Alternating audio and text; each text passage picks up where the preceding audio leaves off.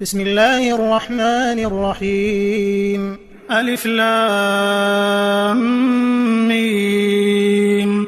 ذلك الكتاب لا ريب فيه هدى للمتقين الذين يؤمنون بالغيب ويقيمون الصلاة ومما رزقناهم ينفقون والذين يؤمنون بما أنزل إليك وما أنزل من قبلك وبالآخرة هم يوقنون أولئك على هدى من ربهم وأولئك هم المفلحون. إن الذين كفروا سواء عليهم أأنذرتهم أم لم تنذرهم لا يؤمنون ختم الله على قلوبهم وعلى سمعهم وعلى أبصارهم غشاوة ولهم عذاب عظيم. ومن الناس من يقول آمنا بالله وباليوم الآخر وما هم بمؤمنين يخادعون الله والذين آمنوا وما يخدعون إلا أنفسهم وما يشعرون في قلوبهم مرض فزادهم الله مرضا ولهم عذاب أليم بما كانوا يكذبون.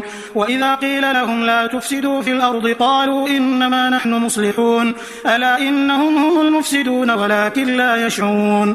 وإذا قيل لهم آمنوا كما آمن الناس قالوا أنؤمن كما آمن السفهاء ألا إنهم هم السفهاء ولكن لا يعلمون. وإذا لقوا الذين آمنوا قالوا آمنا وإذا خلوا إلى شياطينهم قالوا إنا معكم إنما نحن مستهزئون الله يستهزئ بهم ويمدهم في طغيانهم يعمهون.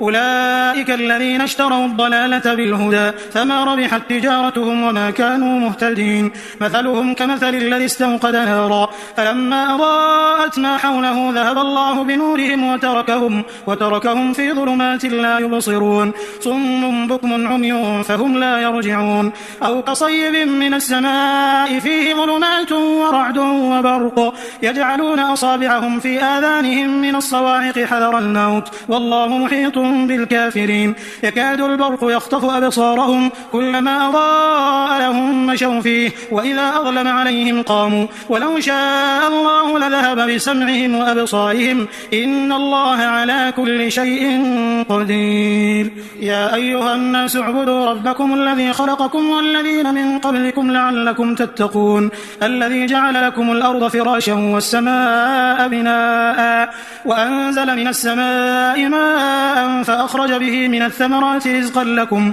فلا تجعلوا لله أندادا وأنتم تعلمون.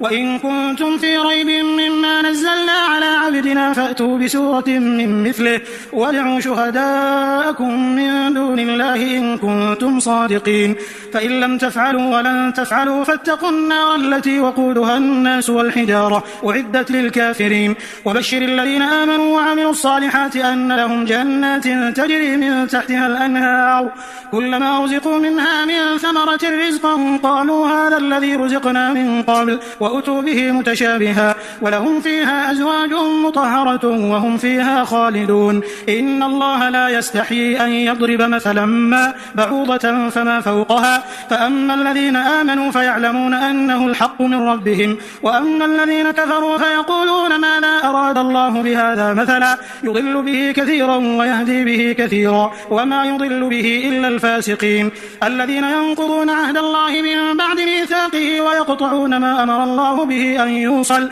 ويفسدون في الأرض أولئك هم الخاسرون. كيف تكفرون بالله وكنتم أمواتا فأحياكم ثم يميتكم ثم يحييكم ثم إليه ترجعون. هو الذي خلق لكم ما في الأرض جميعا ثم استوى إلى السماء فسواهن 7 سماوات وهو بكل شيء عليم. وإذ قال ربك للملائكة إني جاعل في الأرض خليفة قالوا أتجعل فيها من يفسد فيها ويسفك الدماء ونحن نسبح بحمدك ونقدس لك قال إني أعلم ما لا تعلمون. وعلم آدم الأسماء كلها ثم عرضهم على الملائكة فقال أنبئوني بأسماء هؤلاء إن كنتم صادقين. قالوا سبحانك لا علم لنا إلا ما علمتنا إنك أنت العليم الحكيم. قال يا آدم أنبئهم بأسمائهم. فلما أنبأهم بأسمائهم قال ألم أقل لكم إني أعلم غيب السماوات والأرض وأعلم ما تبدون وما كنتم تكتمون. وإذ قلنا للملائكة اسجدوا لآدم فسجدوا إلا إبليس أبى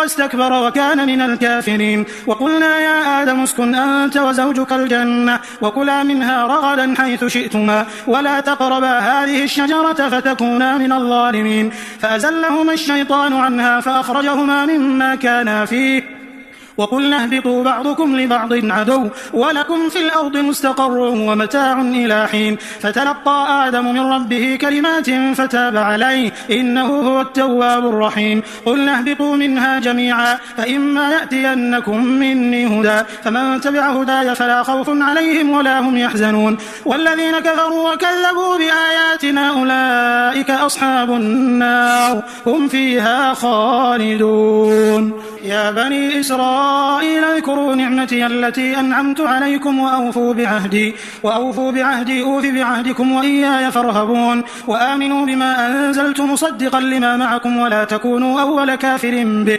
ولا تشتروا بآياتي ثمنا قليلا وإياي فاتقون. ولا تلبسوا الحق بالباطل وتكتموا الحق وأنتم تعلمون. وأقيموا الصلاة وآتوا الزكاة واركعوا مع الراكعين. أتأمرون الناس بالبر وتنسون أنفسكم وأنتم تتلون الكتاب أفلا تعقلون. واستعينوا بالصبر والصلاة وإنها لكبيرة إلا على الخاشعين الذين يظنون أنهم ملاقو ربهم وأنهم إليه راجعون. يا بني إسرائيل اذكروا نعمتي التي أنعمت عليكم وأني فضلتكم على العالمين.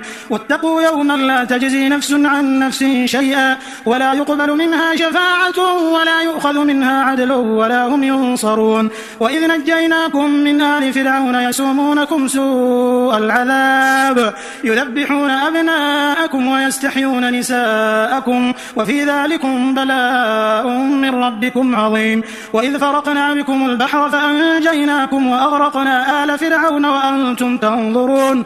وإذ واعدنا موسى 40 ليلة ثم اتخذتم العجل من بعده وأنتم ظالمون ثم عفونا عنكم من بعد ذلك لعلكم تشكرون. وإذ آتينا موسى الكتاب والفرقان لعلكم تهتدون. وإذ قال موسى لقومه يا قوم إنكم ظلمتم أنفسكم باتخاذكم العجل فتوبوا إلى بارئكم فاقتلوا أنفسكم ذلكم خير لكم عند بارئكم فتاب عليكم إنه هو التواب الرحيم.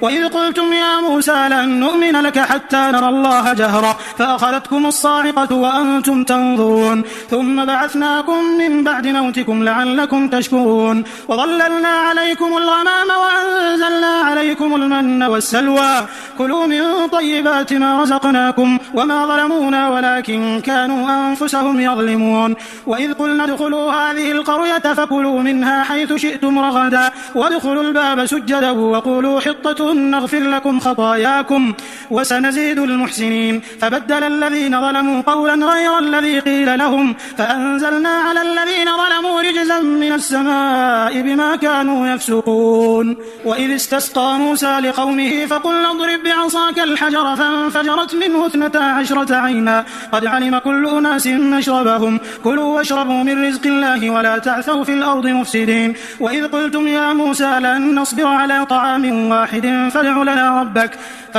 ربك يخرج لنا مما تنبت الأرض من بقلها وقثائها وفومها وعدسها وبصلها قال أتستبدلون الذي هو أدنى بالذي هو خير اهبطوا مصرا فإن لكم ما سألتم وضربت عليهم الذلة والمسكنة وباءوا بغضب من الله ذلك بأنهم كانوا يكفرون بآيات الله ويقتلون النبيين بغير الحق ذلك بما عصوا وكانوا يعتدون. إن الذين آمنوا والذين هادوا والنصارى والصابئين من آمن بالله واليوم الآخر وعمل صالحا فلهم أجرهم عند ربهم ولا خوف عليهم ولا هم يحزنون. وإذ أخذنا ميثاقكم ورفعنا فوقكم الطور خذوا ما آتيناكم بقوة واذكروا ما فيه لعلكم تتقون ثم توليتم من بعد ذلك فلولا فضل الله عليكم ورحمته لكنتم من الخاسرين. ولقد علمتم الذين اعتدوا منكم في السبت فقلنا لهم كونوا قردة خاسئين فجعلناها نكالا لما بين يديها وما خلفها وموعظة للمتقين. وإذ قال موسى لقومه إن الله يأمركم أن تذبحوا بقرة قالوا أتتخذنا هزوا قال أعوذ بالله أن أكون من الجاهلين. قالوا ادع لنا ربك يبين لنا ما هي قال إنه يقول إنها بقرة لا فارض ولا بكر عوان بين ذلك فافعلوا ما تؤمرون. قالوا ادع لنا ربك يبين لنا ما لونها قال إنه يقول إنها بقرة صفراء فاقع لونها تسر الناظرين. قالوا ادع لنا ربك يبين لنا ما هي إن البقرة شابه علينا وإنا إن شاء الله لمهتدون. قال إنه يقول إنها بقرة لا ذلول تثير الأرض ولا تسقي الحرث مسلمة لا شية فيها. قالوا الآن جئت بالحق فذبحوها وما كادوا يفعلون. وإذ قتلتم نفسا فادارأتم فيها والله مخرج ما كنتم تكتمون. فقلنا اضربوه ببعضها كذلك يحيي الله الموتى ويريكم آياته لعلكم تعقلون. ثم قست قلوبكم من بعد ذلك فهي كالحجارة أو أشد قسوة وإن من الحجارة لما يتفجر منه الأنهار وإن منها لما يشقق فيخرج منه الماء وإن منها لما يهبط من خشية الله وما الله بغافل عما تعملون. أفتطمعون أن يؤمنوا لكم وقد كان فريق منهم يسمعون كلام الله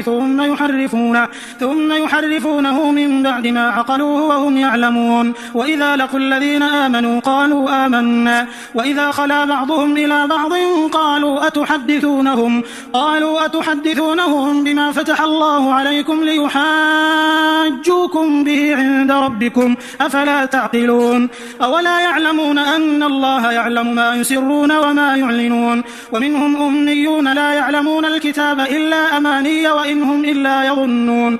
فويل للذين يكتبون الكتاب بأيديهم ثم يقولون هذا من عند الله ليشتروا به ثمنا قليلا فويل لهم مما كتبت أيديهم وويل لهم مما يكسبون. وقالوا لن تمسنا النار إلا أياما معدودة قل أتخذتم عند الله عهدا فلن يخلف الله عهده أم تقولون على الله ما لا تعلمون. بلى من كسب سيئة وأحاطت به خطيئته فأولئك أصحاب النار هم فيها خالدون. والذين آمنوا وعملوا الصالحات أولئك أصحاب الجنة هم فيها خالدون. وإذ أخذنا ميثاق بني إسرائيل لا تعبدون إلا الله وبالوالدين إحسانا وذي القربى واليتامى والمساكين وقولوا للناس حسنا وأقيموا الصلاة وآتوا الزكاة ثم توليتم إلا قليلا منكم وأنتم معرضون.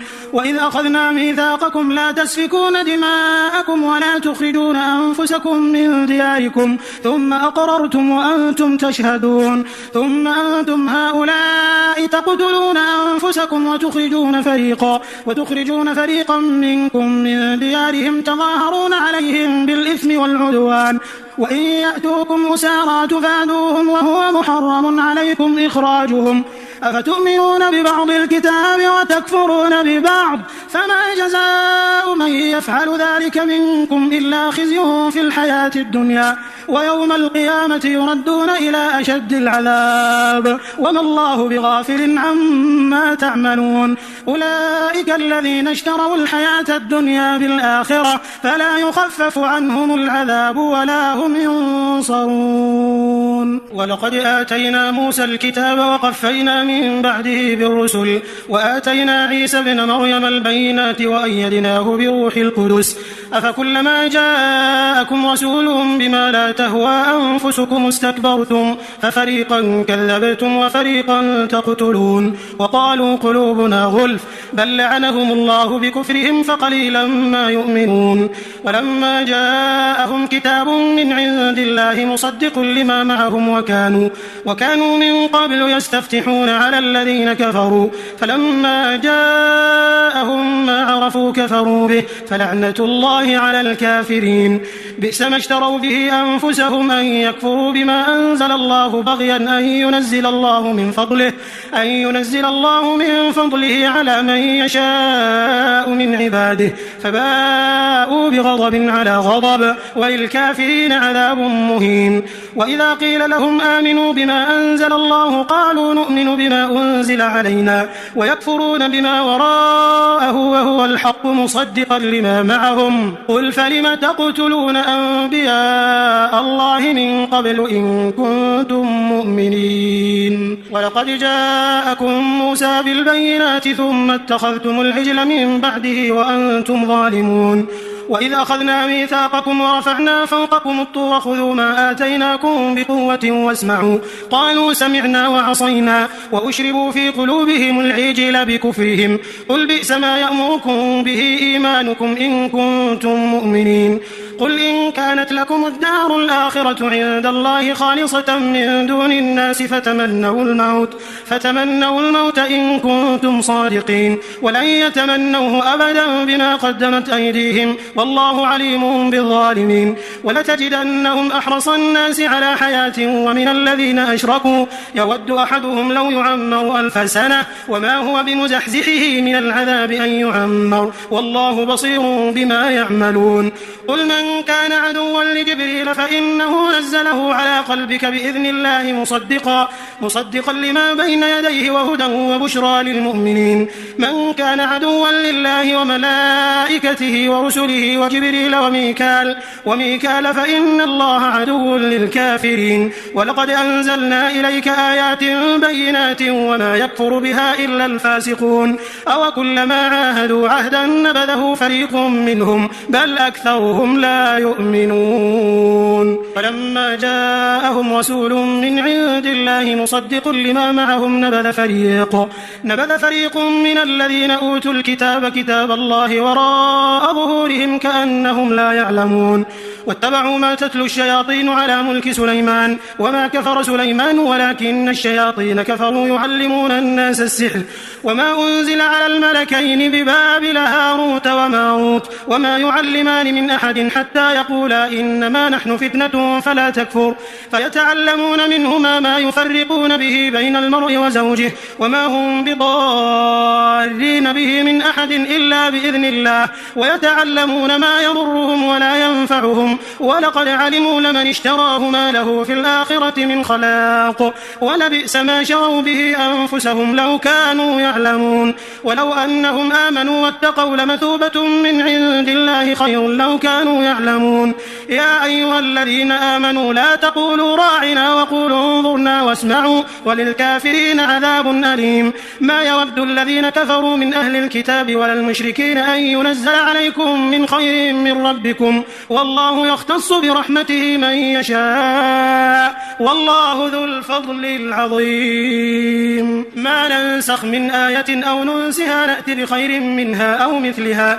ألم تعلم أن الله على كل شيء قدير ألم تعلم أن الله له ملك السماوات والأرض وما لكم من دون الله من ولي ولا نصير أم تريدون أن تسألوا رسولكم كما سئل موسى من قبل ومن يتبدل الكفر بالإيمان فقد ضل سواء السبيل ود كثير من أهل الكتاب لو يردونكم من بعد إيمانكم كفارا حسدا من عند أنفسهم من بعد ما تبين لهم الحق فاعفوا واصفحوا حتى يأتي الله بأمره إن الله على كل شيء قدير وأقيموا الصلاة وآتوا الزكاة وما تقدموا لأنفسكم من خير تجدوه عند الله إن الله بما تعملون بصير وقالوا لن يدخل الجنة إلا من كان هودا أو نصارى تلك أمانيهم قل هاتوا برهانكم إن كنتم صادقين. بلى من أسلم وجهه لله وهو محسن فله أجره عند ربه ولا خوف عليهم ولا هم يحزنون. وقالت اليهود ليست النصارى ليست اليهود على شيء وهم يتلون الكتاب كذلك قال الذين لا يعلمون مثل قولهم فالله يحكم بينهم يوم القيامة فيما كانوا فيه يختلفون. ومن أظلم ممن منع مساجد الله أن يذكر فيها اسمه وسعى في خرابها أولئك ما كان لهم أن يدخلوها إلا خائفين لهم في الدنيا خزي ولهم في الآخرة عذاب عظيم. ولله المشرق والمغرب فأينما تولوا فثم وجه الله إن الله واسع عليم. وقالوا اتخذ الله ولدا سبحانه بل له ما في السماوات والأرض كل له قانتون بديع السماوات والأرض وإذا قضى أمرا فإنما يقول له كن فيكون. وقال الذين لا يعلمون لولا يكلمنا الله أو تأتينا آية كذلك قال الذين من قبلهم مثل قولهم تشابهت قلوبهم قد بينا الآيات لقوم يوقنون. إنا أرسلناك بالحق بشيرا ونذيرا ولا تسأل عن أصحاب الجحيم. ولن ترضى عنك اليهود ولا النصارى حتى تتبع ملتهم قل إن هدى الله هو الهدى ولئن اتبعت أهواءهم بعد الذي جاءك من العلم ما لك من الله من ولي ولا نصير. الذين آتيناهم الكتاب يتلونه حق تلاوته أولئك يؤمنون به ومن يكفر به فأولئك هم الخاسرون. يا بني إسرائيل اذكروا نعمتي التي أنعمت عليكم وأني فضلتكم على العالمين. واتقوا يوما لا تجزي نفس عن نفس شيئا ولا يقبل منها عدل ولا تنفعها شفاعة ولا هم ينصرون. وإذ ابتلى إبراهيم ربه بكلمات فأتمهم قال إني جاعلك للناس إماما قال ومن ذريتي قال لا ينال عهد الظالمين. وإذ جعلنا البيت مثابة للناس وأمنا واتخذوا من مقام إبراهيم مصلى وعهدنا إلى إبراهيم وإسماعيل أن طهر بيتي للطائفين والعاكفين والركع السجود. وإذ قال إبراهيم رب اجعل هذا بلدا آمنا وارزق أهله من الثمرات من آمن منهم بالله واليوم الآخر قال ومن كفر فأمتعه قليلا ثم أضطره إلى عذاب النار وبئس المصير. وإذ يرفع إبراهيم القواعد من البيت وإسماعيل ربنا تقبل منا إنك أنت السميع العليم ربنا وجعلنا مسلمين لك ومن ذريتنا أمة مسلمة لك وأرنا مناسكنا وتب علينا إنك أنت التواب الرحيم. ربنا وابعث فيهم رسولا منهم يتلو عليهم آياتك ويعلمهم الكتاب والحكمة ويزكيهم إنك أنت العزيز الحكيم. ومن يرغب عن ملة إبراهيم إلا من سفه نفسه ولقد اصطفيناه في الدنيا وإنه في الآخرة لمن الصالحين. إذ قال له ربه أسلم قال أسلمت لرب العالمين. ووصى بها إبراهيم بنيه ويعقوب يا بني إن الله اصطفى لكم الدين فلا تموتن إلا وأنتم مسلمون. أم كنتم شهداء إذ حضر يعقوب الموت إذ قال لبنيه ما تعبدون من بعدي قالوا نعبد إلهك وإله آبائك إبراهيم وإسماعيل وإسحاق إلها واحدا ونحن له مسلمون. تلك أمة قد خلت لها ما كسبت ولكم ما كسبتم ولا تسألون عما كانوا يعملون. وقالوا كونوا هودا أو نصارى تهتدوا قل بل ملة إبراهيم حنيفا وما كان من المشركين. قولوا آمنا بالله وما أنزل إلينا وما أنزل إلى إبراهيم وإسماعيل وإسحاق ويعقوب والأسباط وما أوتي موسى وعيسى وما أوتي النبيون من ربهم لا نفرق بين أحد منهم ونحن له مسلمون.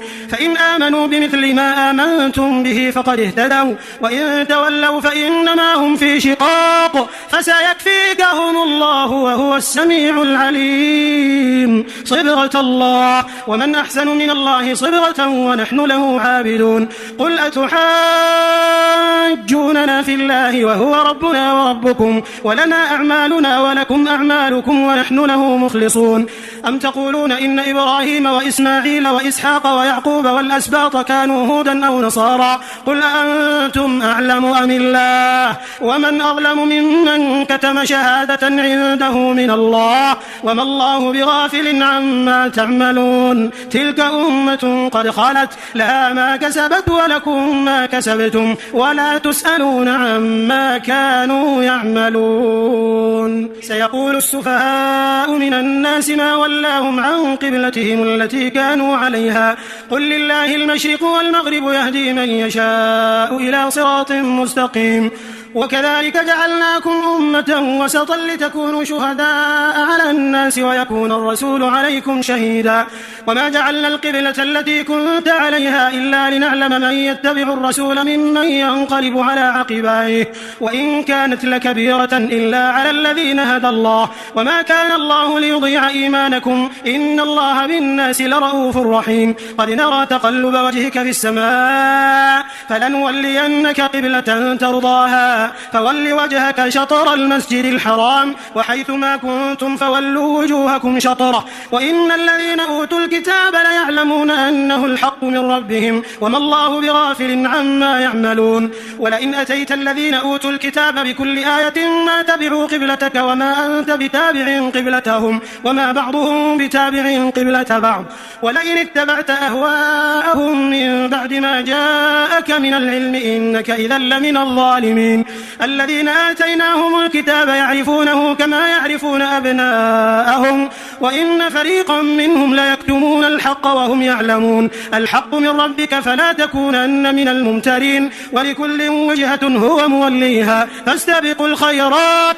أينما تكونوا يأتي بكم الله جميعا إن الله على كل شيء قدير ومن حيث خرجت فول وجهك شطر المسجد الحرام وإنه للحق من ربك وما الله بغافل عما تعملون ومن حيث خرجت فول وجهك شطر المسجد الحرام وحيث ما كنتم فولوا وجوهكم شطره لئلا يكون للناس عليكم حجة إلا الذين ظلموا منهم فلا تخشوهم واخشوني ولأتم نعمتي عليكم ولعلكم تهتدون كما أرسلنا فيكم رسولا منكم يتلو عليكم آياتنا ويزكيكم ويعلمكم الكتاب والحكمة ويعلمكم ما لم تكونوا تعلمون فاذكروني أذكركم واشكروا لي ولا تكفرون يا أيها الذين آمنوا استعينوا بالصبر والصلاة إن الله مع الصابرين ولا تقولوا لمن يقتل في سبيل الله أموات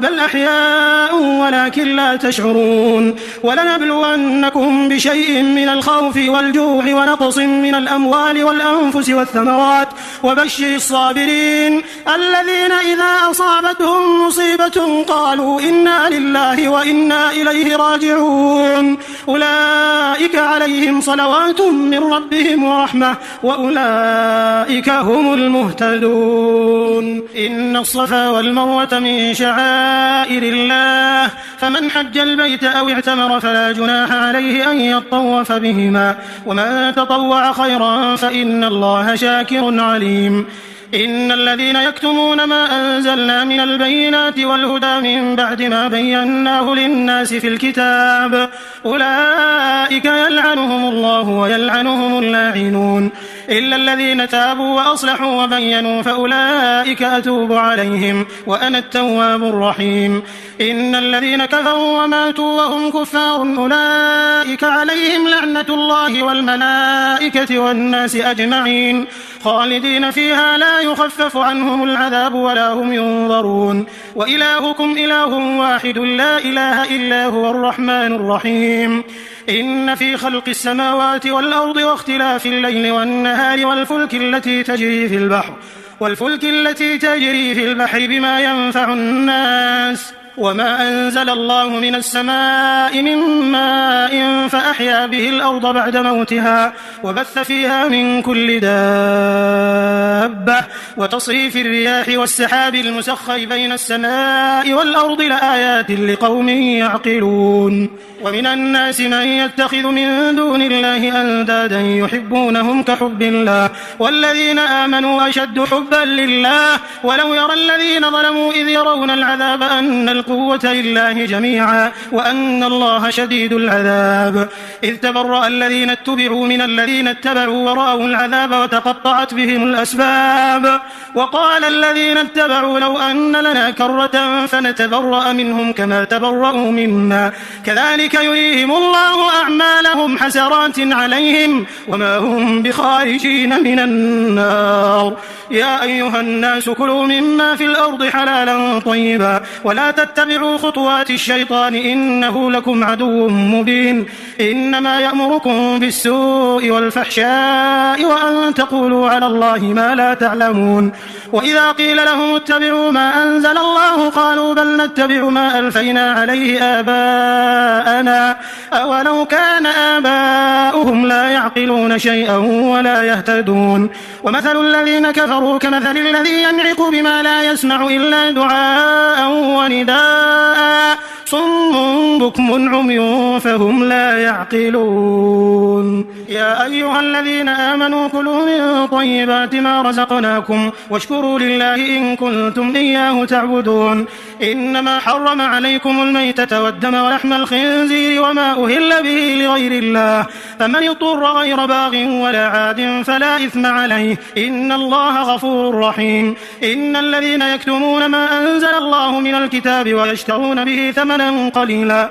أولئك ما يأكلون في بطونهم إلا النار ولا يكلمهم الله يوم القيامة ولا يزكيهم ولهم عذاب أليم أولئك الذين اشتروا الضلالة بالهدى والعذاب بالمغفرة فما أصبرهم على النار ذلك بأن الله نزل الكتاب بالحق وإن الذين اختلفوا في الكتاب لفي شقاق بعيد ليس البر أن تولوا وجوهكم قبل المشرق والمغرب ولكن البر من آمن بالله واليوم الآخر والملائكة والكتاب والنبيين وآتى المال على حبه ذوي القربى واليتامى والمساكين وابن السبيل والسائلين وفي الرقاب وأقام الصلاة وآتى الزكاة والموفون بعهدهم إذا عاهدوا والصابرين في البأساء والضراء وحين البأس أولئك الذين صدقوا وأولئك هم المتقون يا أيها الذين آمنوا كتب عليكم القصاص في القتلى الحر بالحر والعبد بالعبد والأنثى بالأنثى فمن عفي له من أخيه شيء فاتباع بالمعروف وأداء إليه بإحسان ذلك تخفيف من ربكم ورحمة فمن اعتدى بعد ذلك فله عذاب أليم ولكم في القصاص حياة يا أولي الألباب لعلكم تتقون كتب عليكم إذا حضر أحدكم الموت إن ترك خيرا الوصية للوالدين والأقربين بالمعروف حقا على المتقين فمن بدله بعدما سمعه فإنما إثمه على الذين يبدلون إن الله سميع عليم فمن خاف من موص جنفا أو إثما فأصلح بينهم فلا إثم عليه إن الله غفور رحيم يا أيها الذين آمنوا كتب عليكم الصيام كما كتب على الذين من قبلكم لعلكم تتقون أياما معدودات فمن كان منكم مريضا أو على سفر فعدة من أيام أخر وعلى الذين يطيقونه فدية طعام مسكين فمن تطوع خيرا فهو خير له وأن تصوموا خير لكم إن كنتم تعلمون شهر رمضان الذي أنزل فيه القرآن هدى للناس وبينات من الهدى والفرقان فمن شهد منكم الشهر فليصم ومن كان مريضا أو على سفر فعدة من أيام أخر يريد الله بكم اليسر ولا يريد بكم العسر ولتكملوا العدة ولتكبروا الله على ما هداكم ولعلكم تشكرون وإذا سألك عبادي عني فإني قريب أجيب دعوة دعوة الداع إذا دعان فليستجيبوا لي وليؤمنوا بي لعلهم يرشدون. أحل لكم ليلة الصيام الرفث إلى نسائكم هن لباس لكم وأنتم لباس لهن علم الله أنكم كنتم تختانون أنفسكم فتاب عليكم وعفى عنكم فالآن باشروهن وابتغوا ما كتب الله لكم وكلوا واشربوا حتى يتبين لكم الخيط الأبيض من الخيط الأسود من الفجر ثم أتموا الصيام إلى الليل ولا تباشروهن وأنتم عاكفون في المساجد تلك حدود الله فلا تقربوها كذلك يبين الله آياته للناس لعلهم يتقون. ولا تأكلوا أموالكم بينكم بالباطل وتدلوا بها إلى الحكام لتأكلوا فريقا من أموال الناس بالإثم وأنتم تعلمون. يسألونك عن الأهلة قل هي مواقيت للناس والحج وليس البر بأن تأتوا البيوت من ظهورها ولكن البر من اتقى وأتوا البيوت من أبوابها واتقوا الله لعلكم تفلحون. وقاتلوا في سبيل الله الذين يقاتلونكم ولا تعتدوا إن الله لا يحب المعتدين. وقتلوهم حيث ثقفتموهم وأخرجوهم من حيث أخرجوكم والفتنة أشد من القتل ولا تقاتلوهم عند المسجد الحرام حتى يقاتلوكم فيه فإن قاتلوكم فاقتلوهم كذلك جزاء الكافرين فإن انتهوا فإن الله غفور رحيم. وقاتلوهم حتى لا تكون فتنة ويكون الدين لله فإن انتهوا فلا عدوان إلا على الظالمين. الشهر الحرام بالشهر الحرام والحرمات قصاص فمن اعتدى عليكم فاعتدوا عليه بمثل ما اعتدى عليكم واتقوا الله واعلموا أن الله مع المتقين. وأنفقوا في سبيل الله ولا تلقوا بأيديكم إلى التهلكة وأحسنوا إن الله يحب المحسنين. وأتموا الحج والعمرة لله فإن أحصرتم فما استيسر من الهدي ولا تحلقوا رؤوسكم حتى يبلغ الهدي محله فمن كان منكم مريضا أو به أذى من رأسه ففدية من صيام أو صدقة أو نسك فإذا أمنتم فمن تمتع بالعمرة إلى الحج فما استيسر من الهدي فمن لم يجد فصيام 3 أيام في الحج و7 إذا رجعتم تلك 10 كاملة ذلك لمن لم يكن أهله حاضر المسجد الحرام واتقوا الله واعلموا أن الله شديد العقاب. الحج أشهر معلومات فمن فرض فيهن الحج فلا رفث ولا فسوق ولا جدال في الحج وما تفعلوا من خير يعلمه الله وتزودوا فإن خير الزاد التقوى واتقون يا أولي الألباب. ليس عليكم جناح أن تبتغوا فضلا من ربكم فإذا أفضتم من عرفات فاذكروا الله عند المشعر الحرام واذكروه كما هداكم وإن كنتم من قبله لمن الضالين ثم أفيضوا من حيث أفاض الناس واستغفروا الله إن الله غفور رحيم. فإذا قضيتم مناسككم فاذكروا الله كذكركم آباءكم أو أشد ذكرا فمن الناس من يقول ربنا آتنا في الدنيا وما له في الآخرة من خلاق ومنهم من يقول ربنا آتنا في الدنيا حسنة وفي الآخرة حسنة وقنا عذاب النار أولئك لهم نصيب مما كسبوا والله سريع الحساب. واذكروا الله في أيام معدودات فمن تعجل في يومين فلا إثم عليه ومن تأخر فلا إثم عليه لمن اتقى واتقوا الله واعلموا أنكم إليه تحشرون. ومن الناس من يعجبك قوله في الحياة الدنيا ويشهد الله على ما في قلبه وهو ألد الخصام وإذا تولى سعى في الأرض ليفسد فيها ويهلك الحرث والنسل والله لا يحب الفساد. وإذا قيل له اتق الله أخذته العزة بالإثم فحسبه جهنم ولبئس المهاد.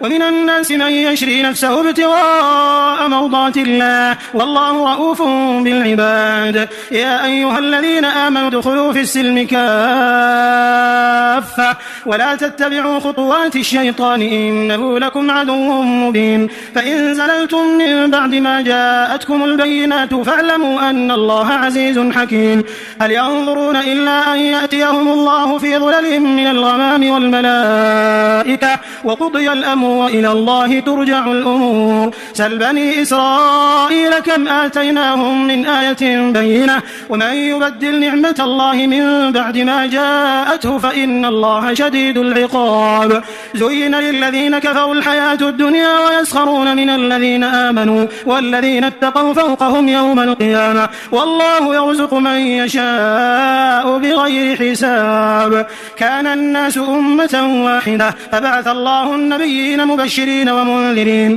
وأنزل معهم الكتاب بالحق ليحكم بين الناس فيما اختلفوا فيه وما اختلف فيه إلا الذين أوتوه من بعد ما جاءتهم البينات بغيا بينهم فهدى الله الذين آمنوا لما اختلفوا فيه من الحق بإذنه والله يهدي من يشاء إلى صراط مستقيم أم حسبتم أن تدخلوا الجنة ولما يأتكم مثل الذين خلوا من قبلكم مستهم البأساء والضراء وزلزلوا حتى يقول الرسول والذين آمنوا معه متى نصر الله ألا إن نصر الله قريب يسألونك ماذا ينفقون قل ما أنفقتم من خير فللوالدين والأقربين واليتامى والمساكين وابن السبيل وما تفعلوا من خير فإن الله به عليم كتب عليكم القتال وهو كره لكم وعسى أن تكرهوا شيئا وهو خير لكم وعسى أن تحبوا شيئا وهو شر لكم والله يعلم وأنتم لا تعلمون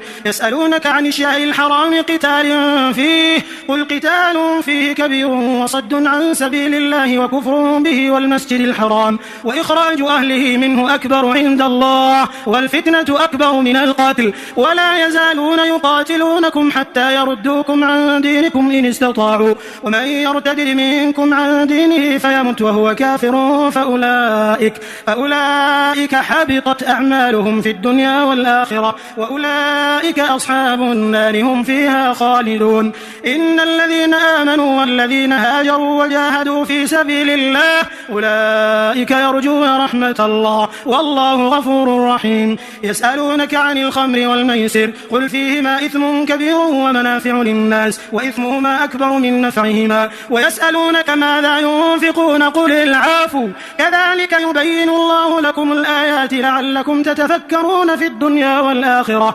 ويسألونك عن اليتامى قل إصلاح لهم خير وإن تخالطوهم فإخوانكم والله يعلم المفسد من المصلح ولو شاء الله لأعنتكم إن الله عزيز حكيم ولا تنكحوا المشركات حتى يؤمنوا ولأمة مؤمنة خير من مشركة ولو أعجبتكم ولا تنكحوا المشركين حتى يؤمنوا ولعبد مؤمن خير من مشرك ولو أعجبكم أولئك يدعون إلى النار والله يدعو إلى الجنة والمغفرة بإذنه ويبين آياته للناس لعلهم يتذكرون ويسألونك عن المحيض قل هو أذى فاعتزلوا النساء في المحيض ولا تقربوهن حتى يطهرن فإذا تطهرن فأتوهن من حيث أمركم الله إن الله يحب التوابين ويحب المتطهرين نساؤكم حرث لكم فأتوا حرثكم أن شئتم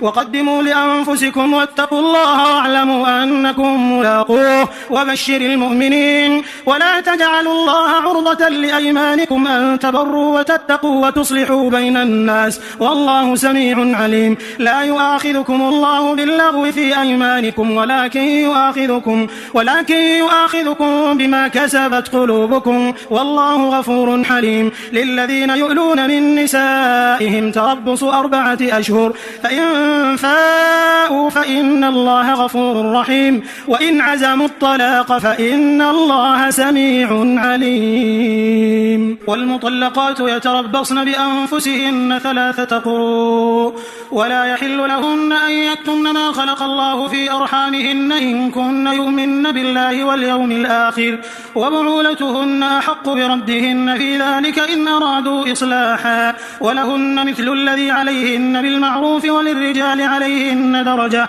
والله عزيز حكيم.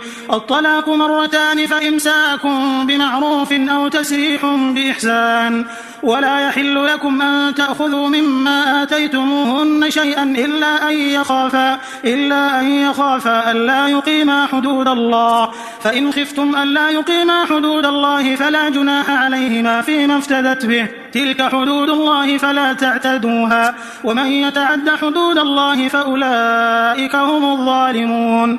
فإن طلقها فلا تحل له من بعد حتى تنكح زوجا غيره، فإن طلقها فلا جناح عليهما أن يتراجعا إن ظنا أن يقيما حدود الله، وتلك حدود الله يبينها لقوم يعلمون. وإذا طلقتم النساء فبلغن أجلهن فأمسكوهن بمعروف أو سرحوهن بمعروف ولا تمسكوهن ضرارا لتعتدوا، ومن يفعل ذلك فقد ظلم نفسه. ولا تتخذوا آيات الله هزوا واذكروا نعمة الله عليكم وما أنزل عليكم من الكتاب والحكمة يعظكم به، واتقوا الله واعلموا أن الله بكل شيء عليم.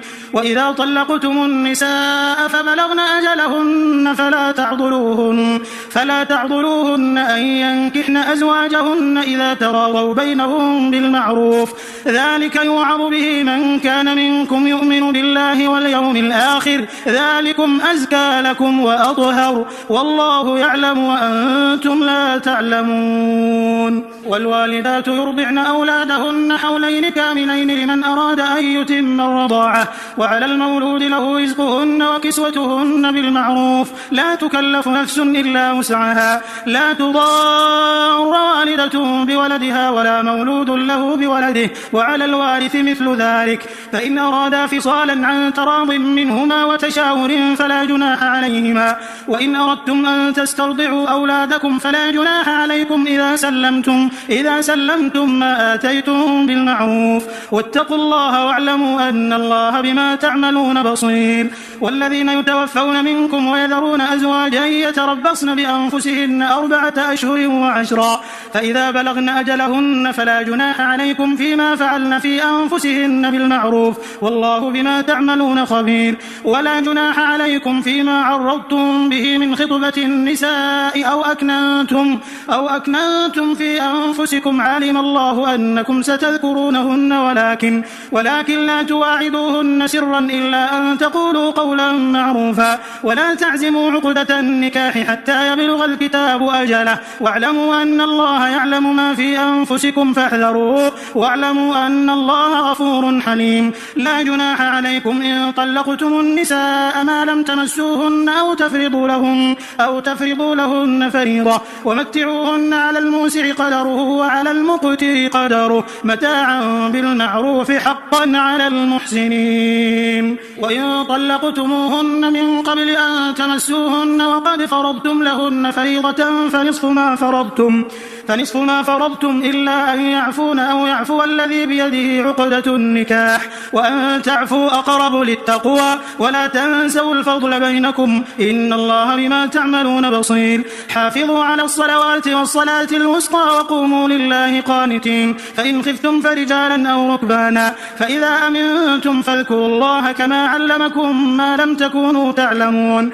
والذين يتوفون منكم ويذرون أزواجا وصية لأزواجهم متاعا إلى الحول غير إخراج، فإن خرجن فلا جناح عليكم فيما فعلن في أنفسهن من معروف، والله عزيز حكيم. وللمطلقات متاع بالمعروف حقا على المتقين، كذلك يبين الله لكم آياته لعلكم تعقلون. ألم تر إلى الذين خرجوا من ديارهم وهم ألوف حذر الموت فقال لهم الله موتوا ثم أحياهم، إن الله لذو فضل على الناس ولكن أكثر الناس لا يشكرون. وقاتلوا في سبيل الله واعلموا أن الله سميع عليم. من ذا الذي يقرض الله قرضا حسنا فيضاعفه له أضعافا كثيرة، والله يقبض ويبسط وإليه ترجعون.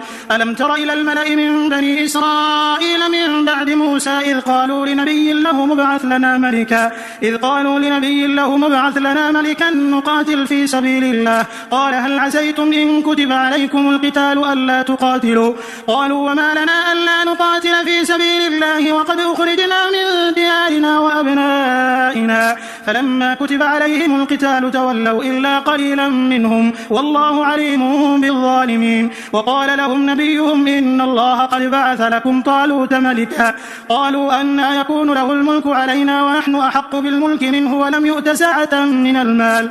قال إن الله اصطفاه عليكم وزاده بسطة في العلم والجسم والله يؤتي ملكه من يشاء والله واسع عليم. وقال لهم نبيهم إن آية ملكه أن يأتيكم التابوت فيه سكينة من ربكم وبقية مما ترك آل موسى وآل هارون تحمله الملائكة إن في ذلك لآية لكم إن كنتم مؤمنين. فلما فصل طالوت بالجنود قال إن الله مبتليكم بنهر فمن شرب منه فليس مني ومن لم يطعمه فإنه مني إلا من اغترف غرفة بيده فشربوا منه إلا قليلا منهم. فلما جاوزه هو والذين آمنوا معه قالوا لا طاقة لنا اليوم بجالوت وجنوده.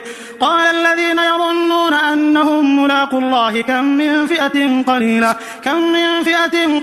غلبت فئة كثيرة بإذن الله والله مع الصابرين. ولما برزوا لجالوت وجنوده قالوا ربنا أفرغ علينا صبرا وثبت أقدامنا وانصرنا على القوم الكافرين. فهزموهم بإذن الله. وقتل داود جالوت وآتاه الله الملك والحكمة وعلمه مما يشاء ولولا دفع الله الناس بعضهم ببعض لفسدت الأرض ولكن الله ذو فضل على العالمين. تلك آيات الله نتلوها عليك بالحق وإنك لمن المرسلين. تلك الرسل فضلنا بعضهم على بعض منهم من كلم الله ورفع بعضهم درجات وآتينا عيسى ابن مريم البينات وأيدناه بروح القدس. ولو شاء الله ما اقتتل الذين من بعدهم من بعد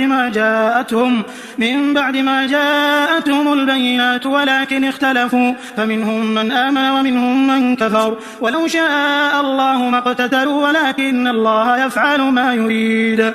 يا أيها الذين آمنوا أنفقوا مما رزقناكم من قبل أن يأتي يوم لا بيع فيه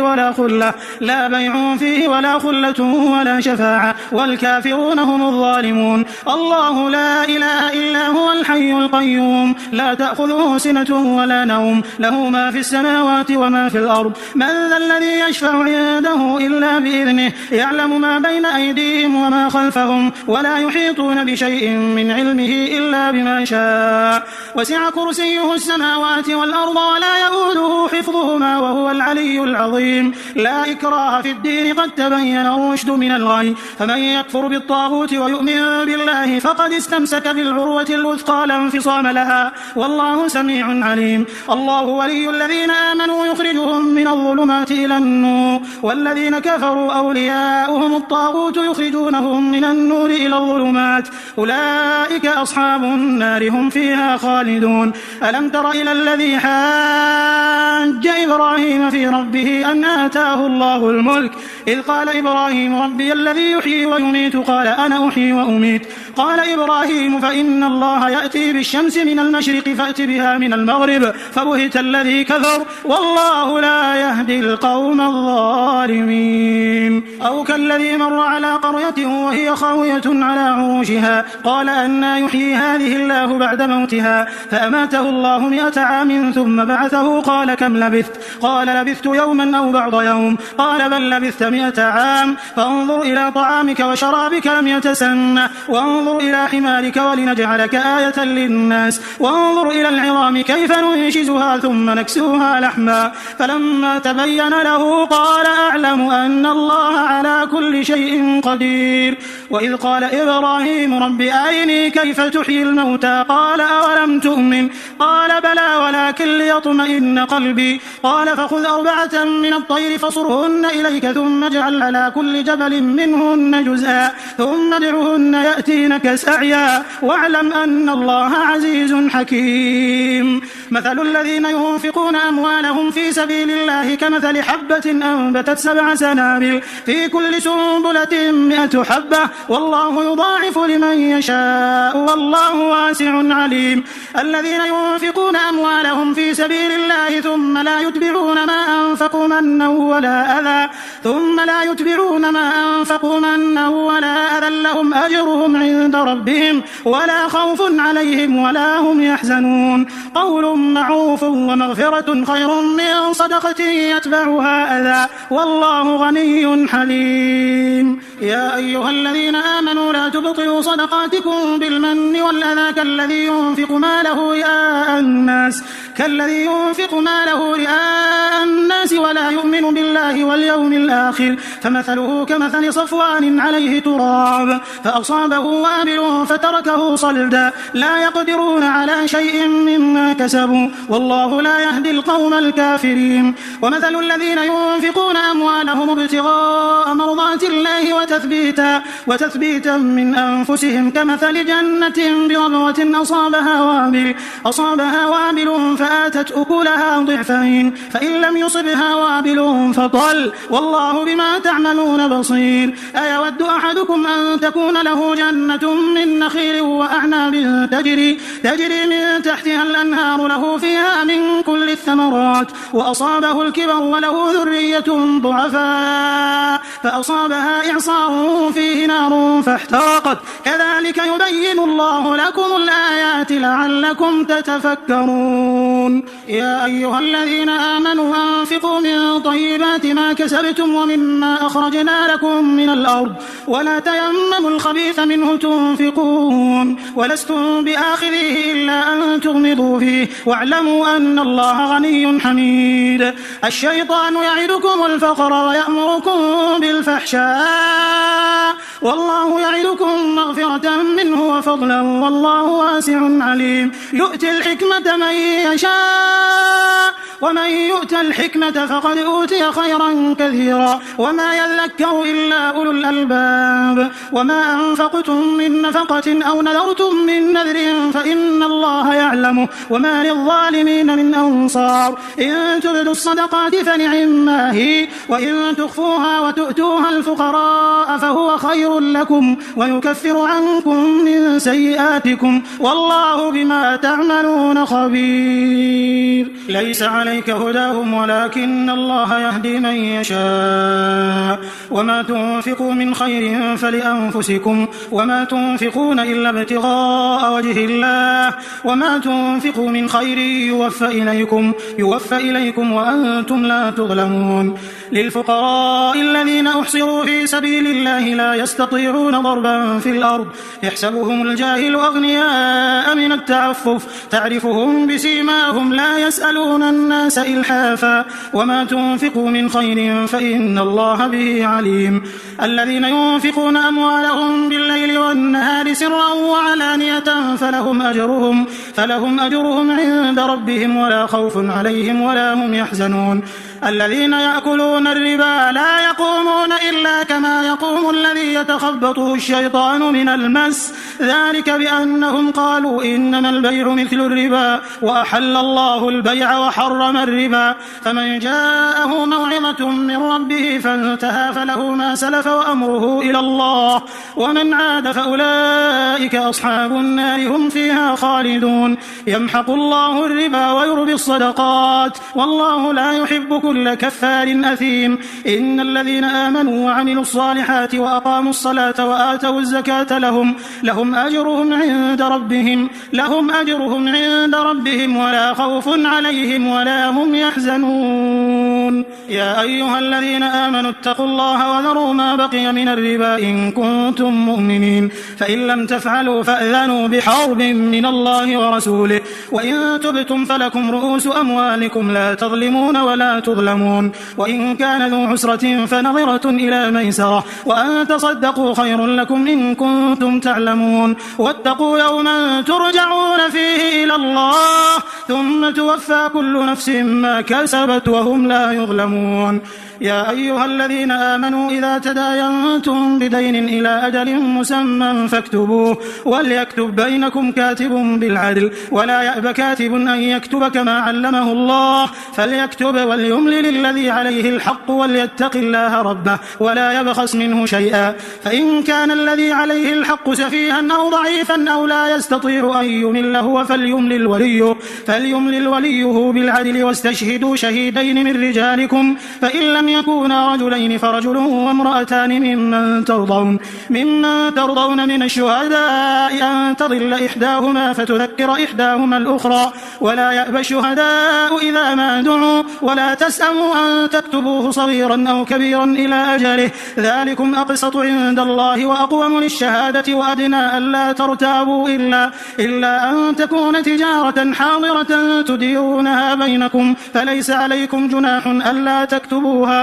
وأشهدوا إذا تبايعتم، ولا يضار كاتب ولا شهيد، وإن تفعلوا فإنه فسوق بكم، واتقوا الله ويعلمكم الله والله بكل شيء عليم. وإن كنتم على سفر ولم تجدوا كاتبا فرهان مقبوضة، فإن أمن بعضكم بعضا فليؤدي الذي اؤتمن أمانته وليتق الله ربه ولا تكتموا الشهادة، ومن يكتمها فإنه آثم قلبه والله بما تعملون عليم. لله ما في السماوات وما في الأرض، وإن تبدوا ما في أنفسكم أو تخفوه يحاسبكم به الله فيغفر لمن يشاء ويعذب من يشاء والله على كل شيء قدير. آمن الرسول بما أنزل إليه من ربه والمؤمنون كل آمن بالله وملائكته وكتبه ورسله لا نفرق بين أحد من رسله وقالوا سمعنا وأطعنا غفرانك ربنا وإليك المصير. لا يكلف الله نفسا إلا وسعها لها ما كسبت وعليها ما اكتسبت. ربنا لا تؤاخذنا إن نسينا أو أخطأنا ربنا ولا تحمل علينا إصرا كما حملته على الذين من قبلنا ربنا ولا تحملنا ما لا طاقة لنا به واعف عنا واغفر لنا وارحمنا أنت مولانا فانصرنا على القوم الكافرين.